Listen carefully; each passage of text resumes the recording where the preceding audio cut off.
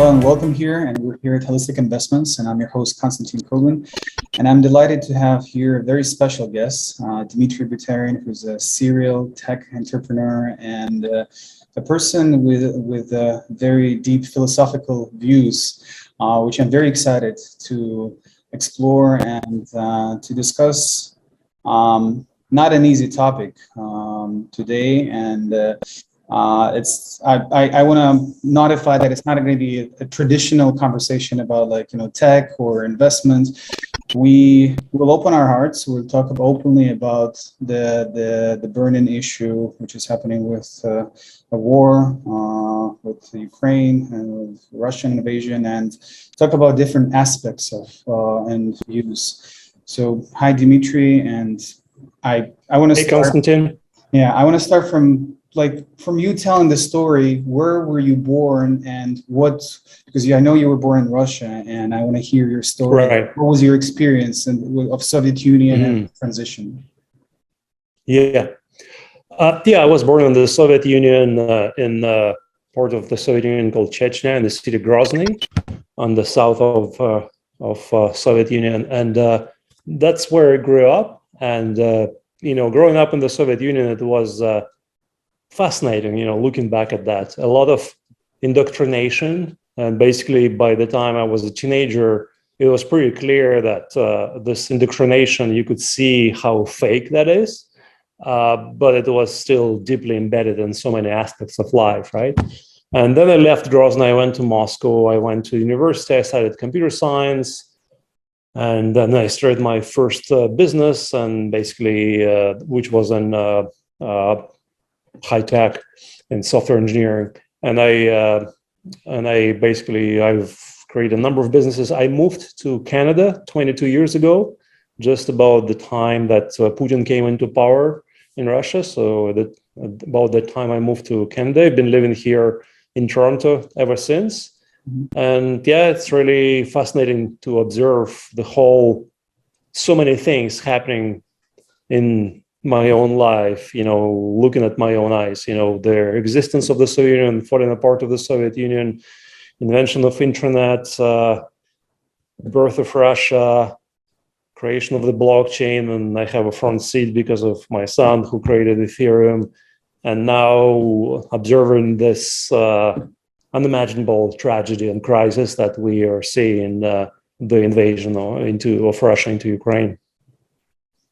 So I want to ask you a few questions for the historical context first. Obviously, being born in Chechnya, you understand as not like no one else. The very peculiarities of the spirit, the mentality of the people, and during the two Chechen wars, which is very we can draw some parallels what's happening right now in Ukraine.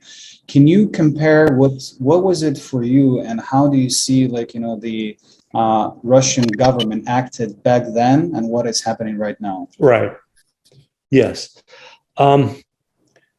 So by the time the first war started, I already have left Grozny, so I kind of watched it from afar. I still had lots of friends, lots of contacts, and was because it was close to my heart, so I kind of watched that, but I was not physically there. And I do see a lot of parallels, right? And first and foremost, I think that, and this is one thing that is really hard for people outside of Russia to understand, is that the West, if we generalize, for the most part, many countries, they have evolved, there is a deep appreciation of value of human life.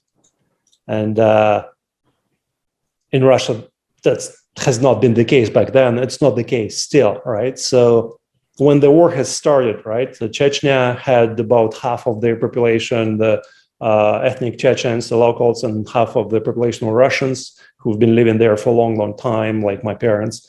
And then the Russian army just totally ignored any kind of human concerns. They just started bombing the city and using tanks and artillery and whatnot, and then lies after lies on TV about what's happening, stuff like that. So, and that's kind of very similar to what we see now happening in Ukraine.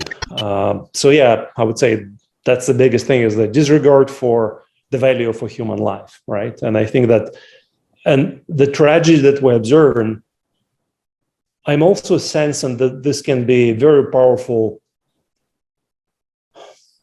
point for the world. It's already happening. I can feel it, that the understanding of their supreme value of a human life will become even more obvious to all of us, because obviously Russia is not the only one, and that did things like they do now in Ukraine, and there were other wars. Russia and Syria and US had their own messes in Afghanistan and Iraq, right? And in the past, with a lot of the world was still, and many other places around the world, and it was very common for us to look away and just not notice that and just live in our own comfortable world. It's much harder right now for a bunch of reasons, including the fact that Putin has openly threatened the world with nuclear weapons, right? And if that happens, then yeah, it was really nice to know you all guys, right? And it's really scary. And maybe we can finally wake up to what is happening, right? And this is my hope, as I'm seeing the world is uniting to support Ukraine, is that maybe we can also develop a better attitude, better processes, whatever, deal better with the future conflicts, because yeah, conflicts will happen, no question about that, right? So anyways, I kind of went to a bit of a tangent, but to go back to you. I actually appreciate it. We have no limitations on the narratives, because look, I've been watching, like, just the historical context of what happened in Chechnya, like, and back in the days on the first war, like Johar Dudayev, who was actually predicted back in the days that Ukraine will be next, which is very interesting.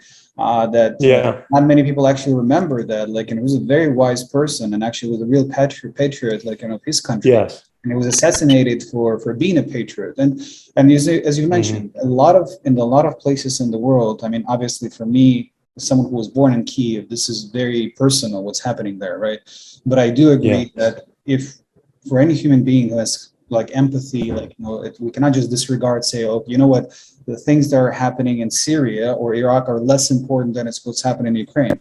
And unfortunately, I should admit that for till now, actually, that's what was happening. Like in Syria, listen, we have 4 million casualties, like registered death, like, the use of chemical weapon, and a lot of like really terrible atrocities, right?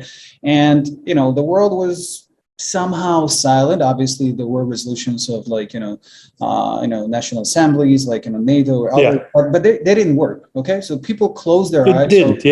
Yeah, same with Afghanistan, as you mentioned. So now we're having Ukraine, which is the justification was that, oh, you know what, in let's say Syria, like Assad, like, which is himself as a dictator, right? So he's a crazy dictator. There's a complex, like, ethnical groups conflict, and well, it's far somewhere in the Middle East. Now Ukraine is kind of this more of a democratic state, like, that is actually like, like didn't threat anyone with not like anything, right? So the artificial reasoning of even getting there actually is a nonsense. Well, not for Russians, right? Exactly. Because when I talk to some people in Russia, actually just today, a girl who was my classmate in school, who was my first love, and she told me that I'm a fascist, that I should die, right? And another classmate wrote to me, and she also explained to me that I'm totally bonkers, and I'm supporting Nazis and whatnot in Ukraine. I'm like, oh my God, right?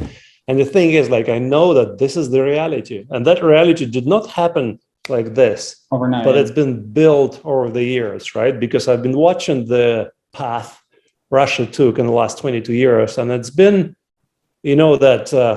that story about frog being slowly cooked. That's exactly what happened in Russia, right? Because Russia was doing well and doing this and doing that, and then it, attacked Georgia, and the world didn't do much, right? And then it attacked, whatever, Ukraine in 2014, and the world didn't do much. Then Putin had the main opposition guy, Nemtsov killed. Oh, not a big deal, right? And even a year ago, Putin had their current opposition leader, Navalny, poisoned with chemical weapons in front of the whole world, right? And the world still was like doing stuff and sending papers, but was not really acting, right? And Putin was watching all of that, right? And I've never met him. I really don't know, right? But observing things and, loosely listening to interviews, observing what's been happening. The metaphor, I guess, I would use for him is he's a big bully, right? So when he feels that people are afraid, then he uses that to his advantage, right? And that's kind of been leveraged to the utmost extent here in Ukraine as well, because, yeah. May I ask you, did Vitalik ever meet Putin? Vitalik briefly met him for like 5 or 10 minutes within some kind of business conference, which he attended in Russia some years ago. So he never really spoke to him. And again, Putin is a guy who doesn't even have a smartphone, right? He's not into technology, but for Putin, it was important to be seen around all these business leaders and smart technological leaders. It's all about his image. Mm-hmm. So, yeah. It's really interesting because I saw his position, active position against this war, and bringing up to the consciousness of a lot of people that this is yes. should not be happening, but I know he had a big tour in Russia because, again, let's be honest, the Russian-speaking developers and generally the audience from yes. It's one of the biggest adoption of crypto is Russia and Ukraine. Yeah. That's ironically, right? Yeah. And that is why there's a lot of smart engineers just by default, because the Soviet Union machine produced engineers, right? So, so it's really crazy that we're a country with a huge crypto potential, right? And generally overall human being potential now as being completely isolated due to activities of one leader. And this is something interesting that you brought up, that he doesn't even have a phone, which I think, and correct me, this is my subjective opinion, that he's now being in a situation of his mental trap. That he's in Brezhnev times, Chernenko times, and they will handing their leaders this paperwork reports. For someone who doesn't know how Soviet Union general secretaries work, there were special secretaries who prepared them reports, right, and provided them information. And they all have special interests. Now, do you believe that they were somehow deceiving Putin and saying that, we're such a great power, we have great military, you will go to Ukraine and nothing will happen, they will just surrender? Yeah, let me share a few thoughts on this. One is, on the one hand, definitely I see Putin as the key figure in what happened. You could see that from his televised speeches and other stuff that, he's the guy who's their ideological driver of this. And, when I talk to some of my friends and they have connections high up in the government, everybody's in disbelief, nobody could have predicted that this would happen. Even in Russia, in high echelons of power, people were thinking that this is just kind of a strong bluff. On the flip, however, I also want to say that Putin is a reflection of history of Russia, right? Because Russia has never become a free country. Russia has only abolished slavery, what was крепостное право, right? I think it was in 1862. And Russia never seen anything even close to democracy, right? So they ended slavery in 1862, right? And just 50-something years later, there was a revolution where lots and lots of people were killed, lots of violence, and then the Stalin times, again, millions of people killed, and Holodomor in Ukraine and many things. The Second World War, which the Soviet Union first played on the side of Nazis, and which was carefully filtered out during my indoctrination of Soviet history growing up. But later on, I discovered all about this, and I was like, it was so shocking to find out about all of this, right? And so in Russia, people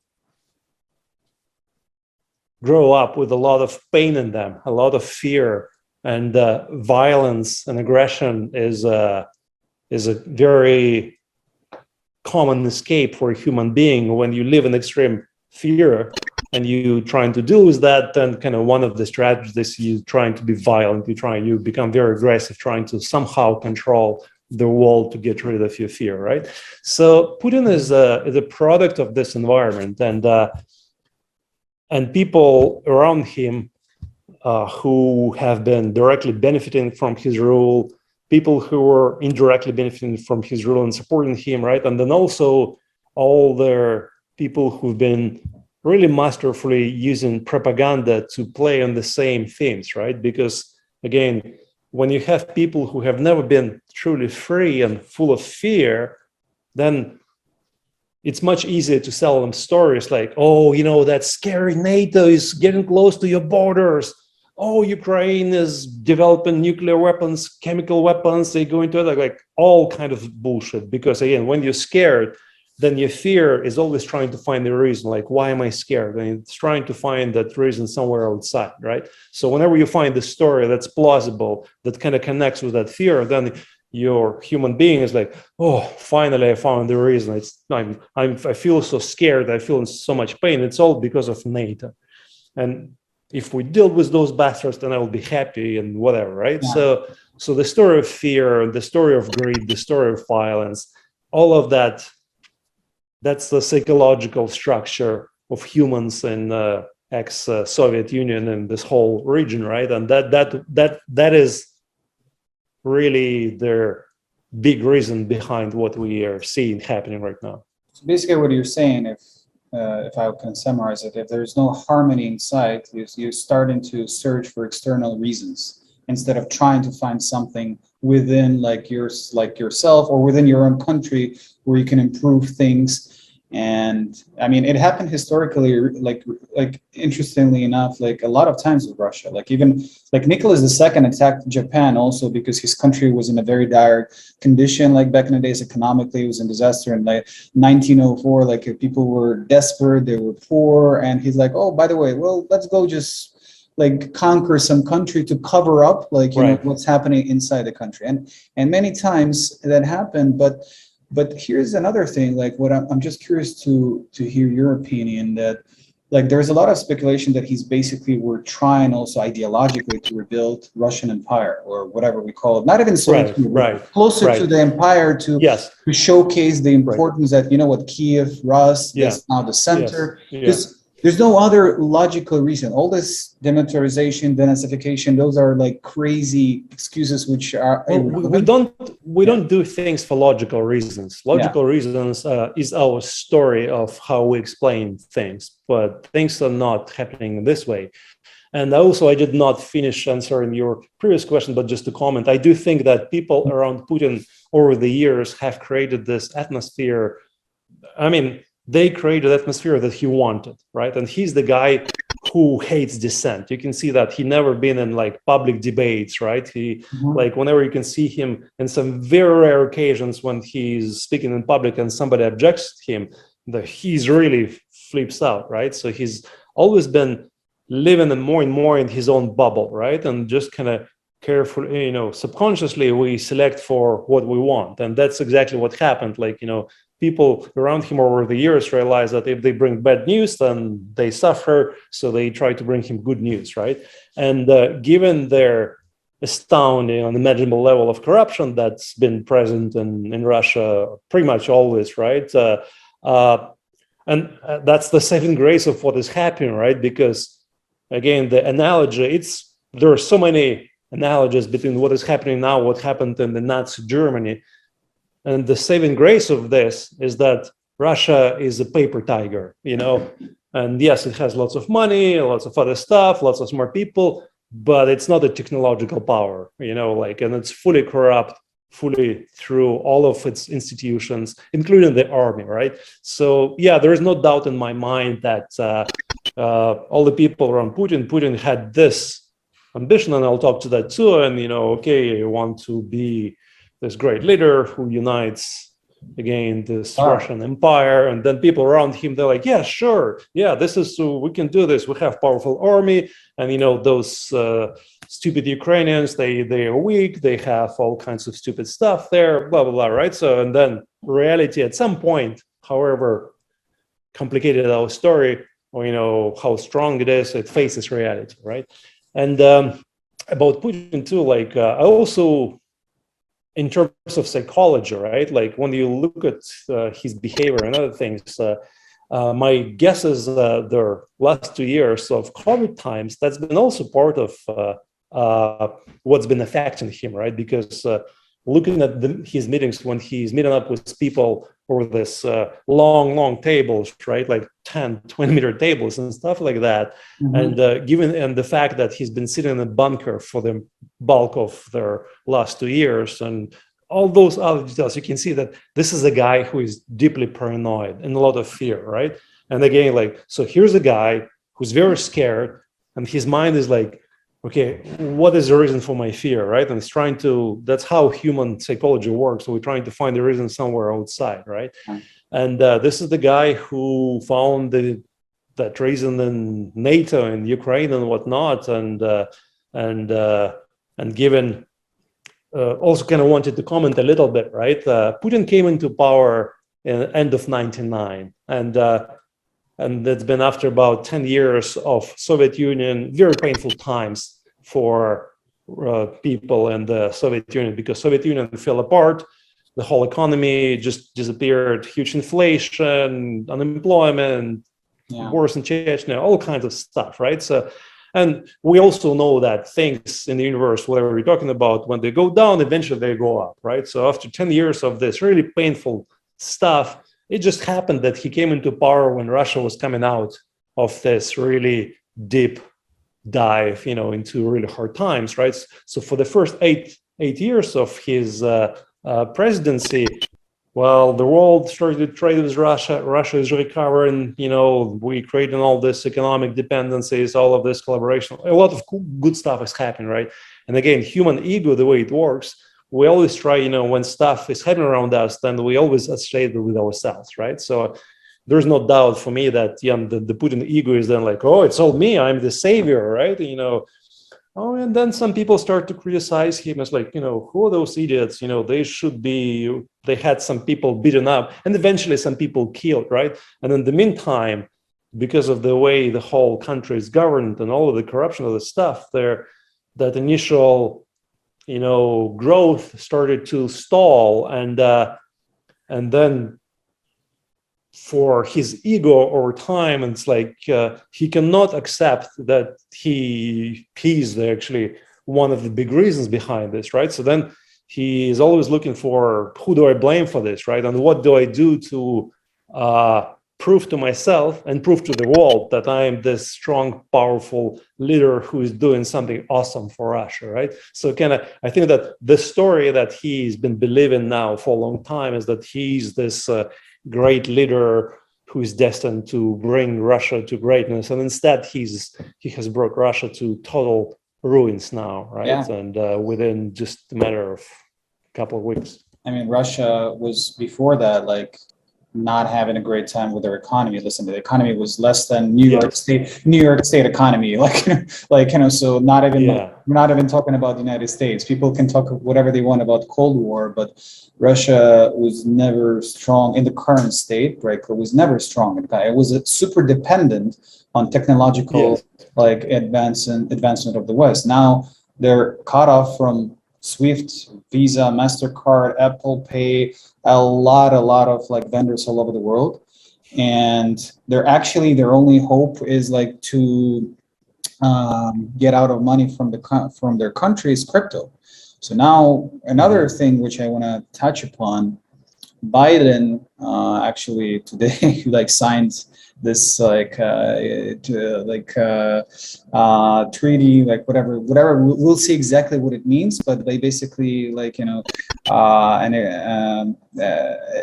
agreement that now they're gonna be more regulating cryptocurrencies, and they're gonna create new departments. Yeah, I've seen some first level commentary on this, and basically people saying that this is not saying anything Exactly. It's So just a for very now, generic statement. but what's important to understand why he did that, right? So because apparently his advisors are saying that Russians are massively like getting the money out with the cryptocurrency and there is no way to stop it. That's why let's try to somehow regulate and impact like on one level, right? So that's one of the hypotheses. So when I hear your opinion about Right. it, it's even if it's true, because yeah, it's important. Right.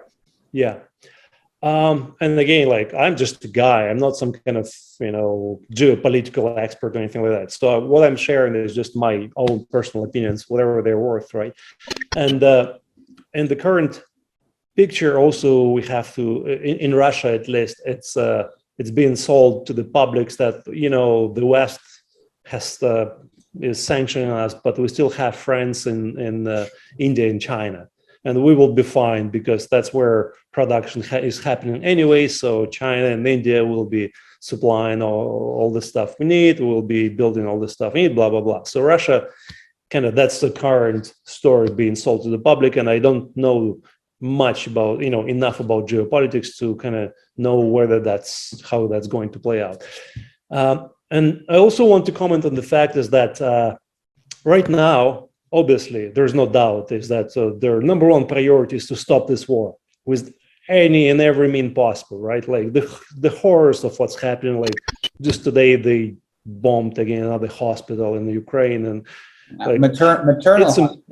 It's really hard to watch that, right? So all the sanction and everything that's being done. Really, the world is trying to apply as much pressure to Russia in the hopes that this pressure will translate to Putin and his circle of supporters and somehow affect this, right? And it's not a very effective strategy. It's very blunt. It's very knee-jerk, right? Because a lot of the sanctions that have been applied, when we look at them, when we think about the measures that have been implemented or the measures that actually people are talking about, they don't make a lot of sense in terms of they will affect people in Russia, but indiscriminately, right? And obviously, in terms of Putin and the elites, they have much thicker skin. They have all the resources, they have the power. So like getting them is much harder. So what we're doing right now, we hurt in Russia, but it means that we're hurting everybody in Russia. A lot of really good people too, like. I don't know what is the percentage. It's really hard to evaluate, but I'm guessing that 15 to 30% of Russians are actually opposing Putin. And people in Russia, they trying to protest and being brutally oppressed and blah, blah, blah, right? And many of them are very smart people who've been using, credit cards and people who've been using crypto and blah, blah, blah. And now we're doing things that affecting them, right? As well as others. So it's really, again, it's really important for us. Yes, let's do everything to protect the people. Let's do everything to stop the war. Next order of business, okay, now, and I really hope in my heart that this will happen soon. Next priority, next order of business, but let's now dismantle Putin's regime, but let's find a way to protect the weak, the innocent, their suffering people, not just in Ukraine and other people in other countries, but in Russia itself, right? And it's really hard because Russian economy, as you said yourselves, has not been doing well, right? So the percentage of people in Russia who are poor and very poor is huge. It's unbelievable. Like when you look at the stats, from top of my head, it's like easily 30% or probably more than that, right? And when you come across some other stats, it's like, at this day and age, like something like 20% of people in Russia, they don't even have, what do you call this? They use outhouses for toilets, stuff like that, right? Yeah. So like obviously people are, and the life will become very hard for them first, right? So we'll have to be very careful how we do this, how we deal with all of this stuff. And going back to crypto now, right? For example, there were calls from many people in Ukraine to all the centralized exchanges that they should stop serving Russian people, and that happened, and so on. For me, that doesn't make a lot of sense because, like, Putin, his oligarchs, his supporters, they are not using crypto accounts KYC under their own name. they always have all kinds of short accounts and, people and, other country passports and stuff like that. So people who are using crypto in Russia, well, a lot of opposition uses crypto because they've been forced to do that, right? And a lot of other people. So it's a very indiscriminate instrument, what we're trying to do. So if we go back to your question about Russia and crypto, right? So on the one hand, the question is like, can Russia use crypto to avoid sanctions, right? And obviously the biggest thing for Russia is to get revenue and Russia doesn't have that much stuff to sell. What they have is they have lots of oil and gas and other stuff, right? So that's the question, is like whether the world will be able to find a way to stop them from using that, because the more resources they have, the longer the suffering of everybody in this whole region will continue. The whole Putin regime and whatnot will sustain itself. And whether that will be through crypto or India and China, I don't think that crypto is a likely tool that will be used in this game, just because of the scale and whatever other stuff. So now the question then becomes what about crypto for regular people in Russia, right? And this is a very difficult question. There's no easy answer to that, because also, like when I look at some of the measures, internet providers are cutting off access to Russia. Yeah, okay, I understand why, because there's desire, inflict as much pain as possible to stop the war, yes. But also what's happening is that people who at least had a channel to get information in and out through internet, now they just have TV, right, which is just propaganda and whatnot. So for us to figure that out, how can we regulate and manage this whole process in a way that will be supportive of people in Russia, but would not be supportive of the regime and the sustenance of the regime and this whole craziness of what they have. So that's really the question. It is a tough question, because I'll be honest with you. In the beginning, when it started, I deeply on an emotional level, I felt that, as you mentioned, inflict as much pain as possible.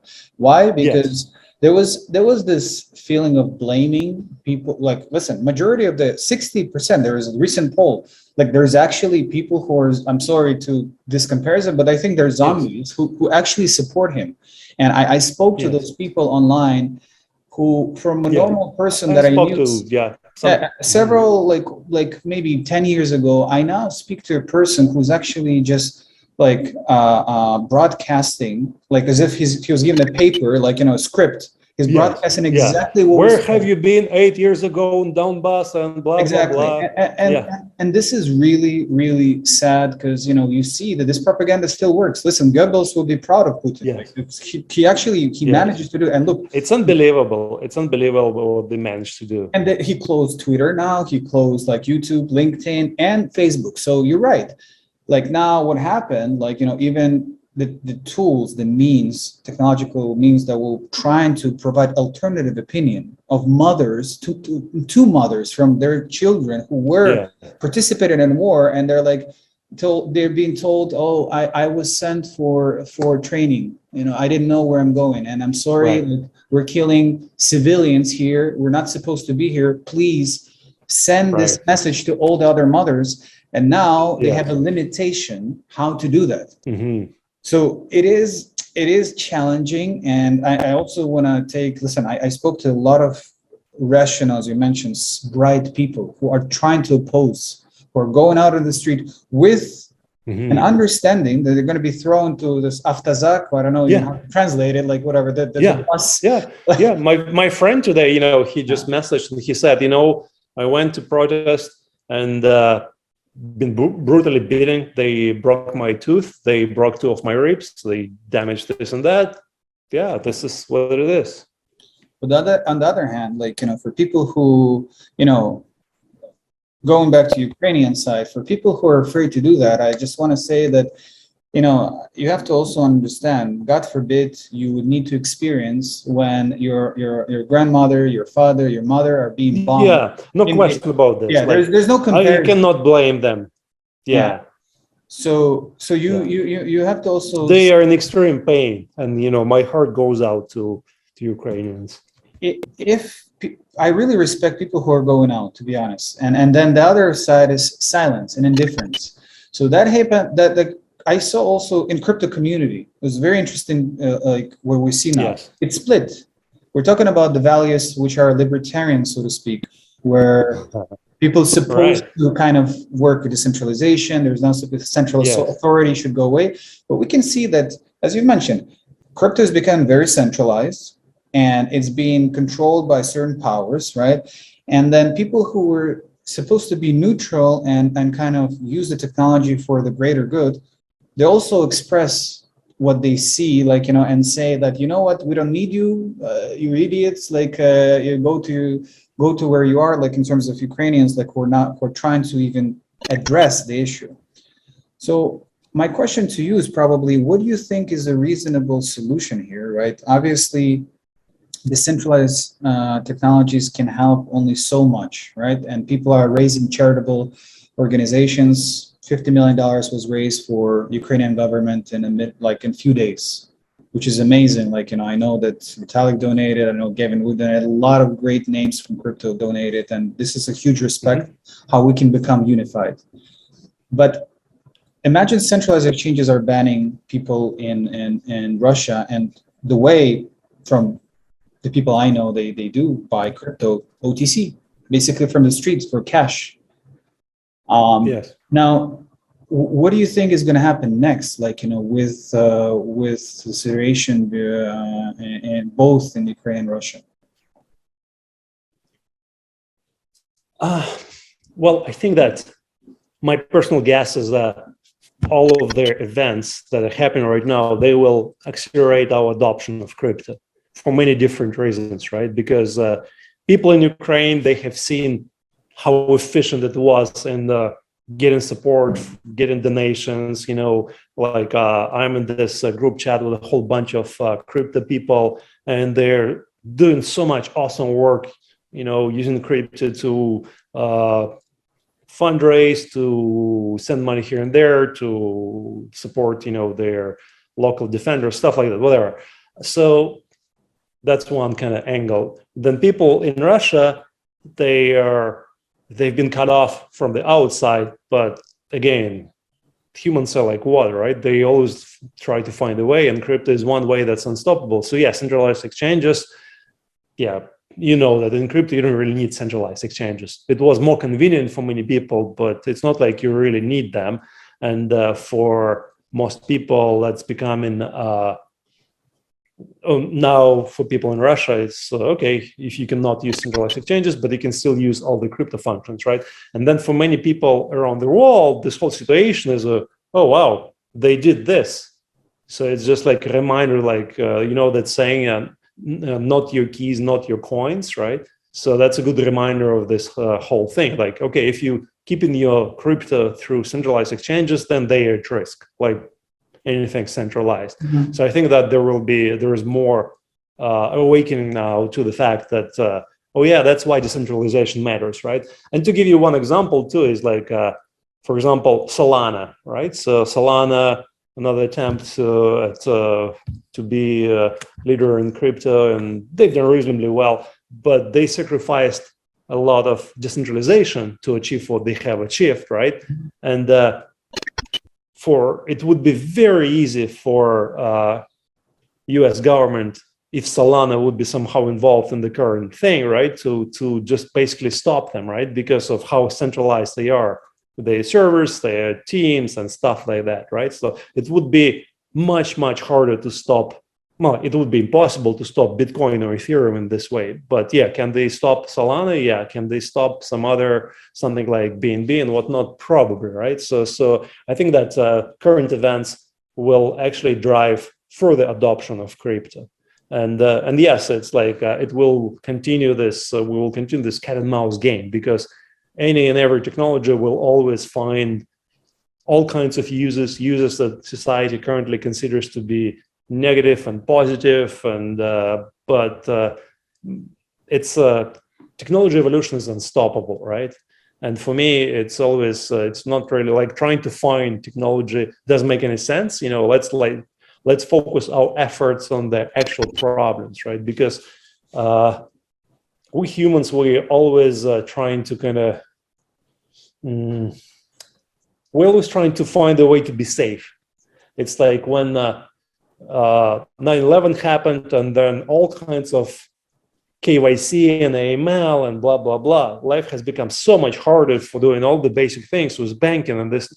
I don't know if it has become, if it made life much harder for terrorists, because, you know, we come across all of this stuff, these huge banks like HSBC and this and that, they're doing all this huge money laundering operations for whatever they want to, whoever wants to use their services, right? But a regular person who wants to do AML, you know, who wants to just to do some basic stuff, now they just like so much all of this stupid AML and KYC bullshit, right?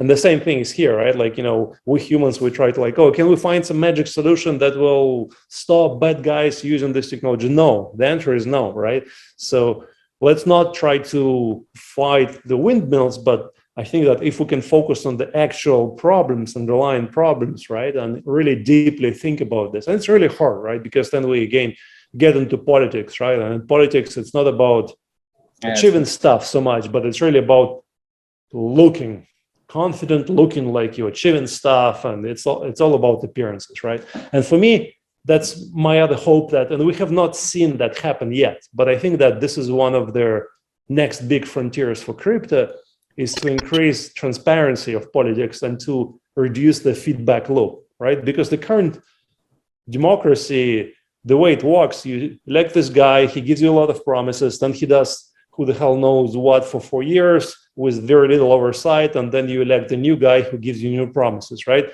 It's like, you know, the transparency of this is abysmal, and, you know, no feedback loop. And I think that crypto can help us solve a lot of this stuff, right? From if we were to use crypto and we had much more transparency into all the government expenditure and all of this for, on the one hand, but also things like direct democracy, right? You know, things that are now becoming very common in crypto, you know, all those DAOs and the governance process, the voting snapshots, blah, blah, blah. You know what? Let's keep moving toward doing more of this stuff in crypto. And actually, that would be my big hope, that maybe Ukraine can become the world leader in doing this kind of stuff. It is already. I look at because I look at their leaders, right? I'm really amazed at the transparency and the humanness that they've brought to this process. Many Ukrainian leaders. So I think that it would be such a perfect thing for them to, like, you know, as the whole world supports rebuilding Ukraine, you know, it would be such an awesome opportunity for Ukraine to become the world's crypto leader.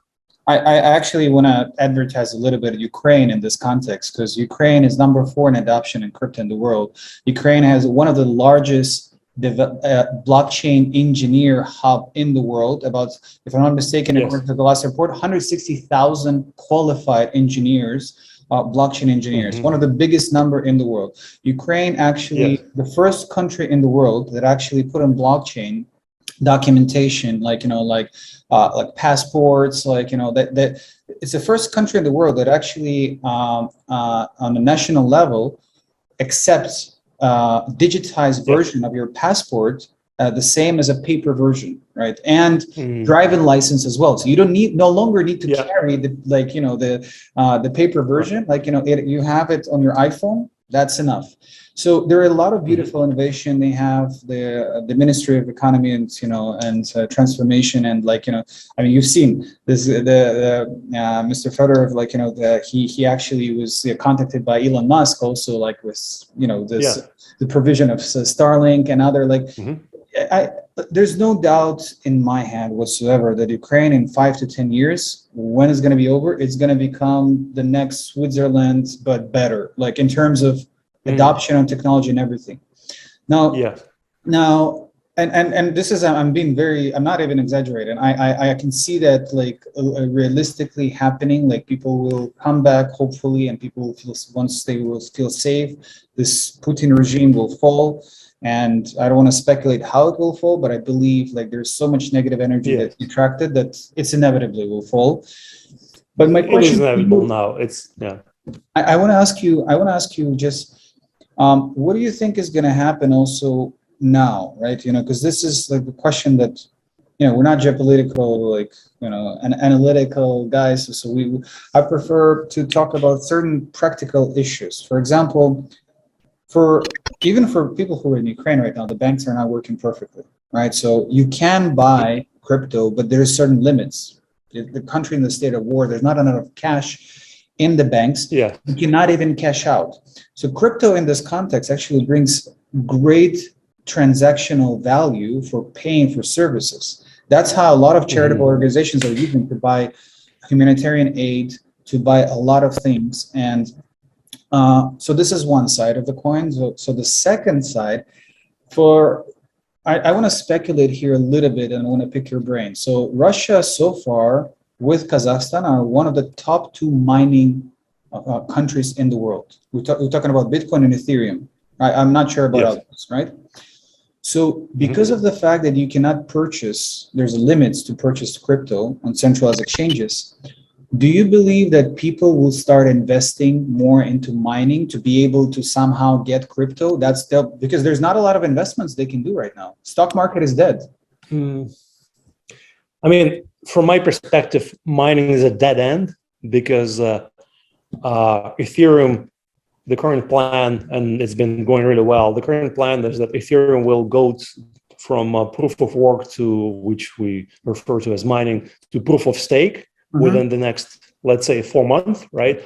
And that brings down the reduction in energy usage drastically and whatnot. So mining as such, and proof of stake algorithm, now we're talking about not mining, they refer to this as validating, right? And it's much more democratic, if you will, because now for people to become a miner, it's actually, as a one guy, it's impossible for you to compete with big miners just because they can buy electricity at a huge discount, they can buy equipment at a huge discount. But in proof of stake, everybody, your dollar is the same dollar of, as the other guy has. Yes, you might have more dollars, but at least you're playing in the same kind of playing field. So I don't think that mining, I think that once Ethereum switches off from, to proof of stake, it's happening, it's like in the final stages of testing. And I know that the really smart people have been working this for many years. And I think once the world can see that, then it will be really hard for Bitcoin to maintain that yes, mining is the way to go, just because, again, it's crazy inefficient as a algorithm to handle blockchain transactions, right? Because the whole idea of mining is that all of the miners, they have to constantly run their hardware so they can prove to the system, this is how much hardware you have. So really, you're just kind of wasting the energy, wasting the cycles to constantly prove to the system how much equipment you have, right? And proof of stake, it's much simpler. It's like, okay, you put this much money into escrow, and the system knows how much money you have. So kind of that's your relative level of trust that system can assign to you based on that, right? So I think that mining as such, I really have no clue, but I'm thinking that it'll go out of fashion very quickly once Ethereum switches. So maybe within the next 2 years, and I know that Bitcoin is very tightly focused on that, but I think that they will have hard time dealing with that for a whole bunch of reasons, but also given the current energy crisis, right? Because yes, Bitcoin uses some green energy, blah, blah, blah, whatever. But end of the day right now, because the world is trying to get rid of its dependency on Russian oil and gas and energy, then there are a spike in energy demands all over the world for other sources of energy. So all other energy consumers will have harder time. So kind of that's another factor that will kind of make it less likely that mining will be a big deal, at least in the short term as this is happening. What is your prediction? And as you mentioned, in 4 months, once Ethereum community finally will go to fully to proof of stake, what's going to be between the ratio and dependency between Bitcoin and Ethereum? You mean correlation as a correlation? I mean the correlation between those two assets. Yeah, I think it's still pretty high, but I think it has decreased a lot. And again, when we're going through difficult times, then we paint the world black and white. Putin bad, Ukraine good, this, Russians bad. Well, Russians are not bad. Russians, whatever, hundreds of millions of all kinds of people, for example, right? And, now in this time, cryptocurrency, we lump it into one thing. Well, you know what? Bitcoin is one thing, Ethereum, then you have all kinds of things like ADA and whatnot, and a lot of the stuff that, pure speculative play. So I'm thinking again, I'm very biased toward Ethereum because I know much more because of my son, because I'm much more plugged into the community. But when I look at all of their actual useful things that have been built on Ethereum, Ethereum is really becoming a platform that is used for so much stuff, from stable coins to NFTs to very complicated financial instruments, there's DeFi and whatnot, and now the reputation systems, and a bunch of people are actually doing some very cool decentralized social media stuff. So that's Ethereum is finally actually fulfilling its dream. So I think of being their world computational platform, right? And it's very different from just a very simple function of sending money around as Bitcoin. That decoupling is happening between those two assets. And I think as we kind of go back towards somewhat more normal times, I think that this decoupling will actually accelerate because, again, the trajectories are very different for Ethereum versus many other cryptos. I would agree. Yeah, the amount of decentralized application built in Ethereum is still increasingly dominant as comparing to any other chains, and even with the criticism, I think it will still be very resilient to these changes. And so I really enjoyed talking to you, Dmitry, honestly. And I know that we probably could have talked about these topics for hours, but I want to ask you, for this time and for this particular interview, kind of my last question, that I ask almost every guest. I think, besides, you have your professional side of you, you have your human being side of you, and you're the kind of unique person who's trying to always be genuine, regardless of in which circumstances you are. So I want to ask you, what is the meaning of life to you? Well, this would deserve another podcast, a couple of hours in conversation, but it's actually much more simple. The meaning of life is whatever we make of it, because life is absolutely totally different from what most people think the way it works, and that's actually the underlying reason for a lot of their suffering in the world, a lot of all of these conflicts and other stuff, because again, in human mind, there is this idea that, here's me, I'm separate from the world, and how can I get more for me, more joy, more money, more safety, and without any regard to other human beings. But in fact, this is just like a story being created in a particular human brain. So we actually are just one big entity, right? And then within each human being, based on its environment, its programming, all of the stuff, it creates its own version of the world. So actually, however 7 billion humans in this world, there are 7 billion different versions of reality. And yeah, Putin has his own reality that creating this empire and attacking Ukraine makes sense and whatnot. And on the one hand, I can never understand that, but on the other hand, I can perfectly understand that because he doesn't live in my world. I'm the only one who lives in my world, in my perspective, right?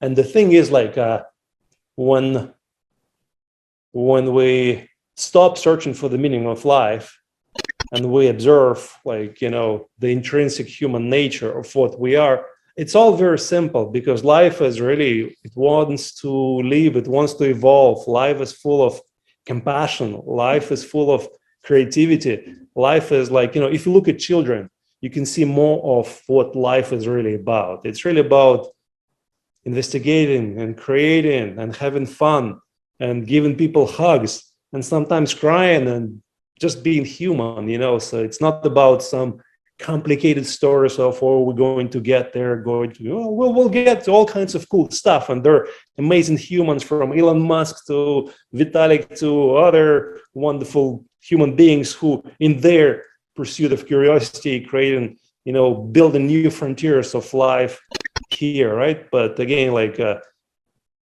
meaning of life for you, that comes in your heart, in your, if you will, universe, and you know what is right to you, for you, right? And yeah.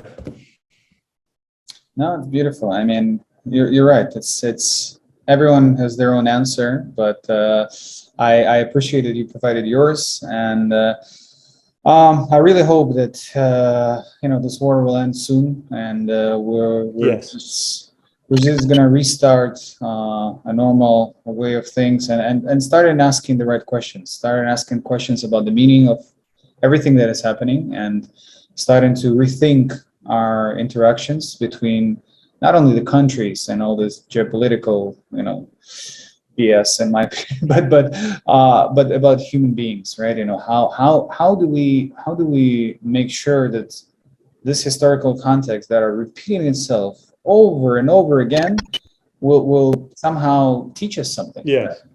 And I will share in the description some of the links of the charitable organizations. I urge people who are like willing not to be silent, and just it's important, and it's nothing to add. It's just important right now to have a dialogue, right? You can see that, Dmitry, let's say, lives in Toronto, I live in New York. Like, originally he's from Grozny, I'm from Kiev, and we can like communicate as human beings. It's like, it doesn't matter that like someone was Russian, someone was ethnical Ukrainian, Jewish, whatever. What is important that we're able to have a normal dialogue, and that's what I really wish, that the war will end and we'll restart this dialogue. I really appreciate your time, Dmitry. A lot of valuable lessons, I've learned from you. Hopefully we'll do it again. And thank you so much for supporting Ukraine. Thank you for not being silent.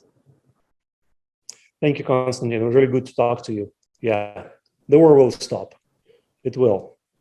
Yes. Thank you. Thank you.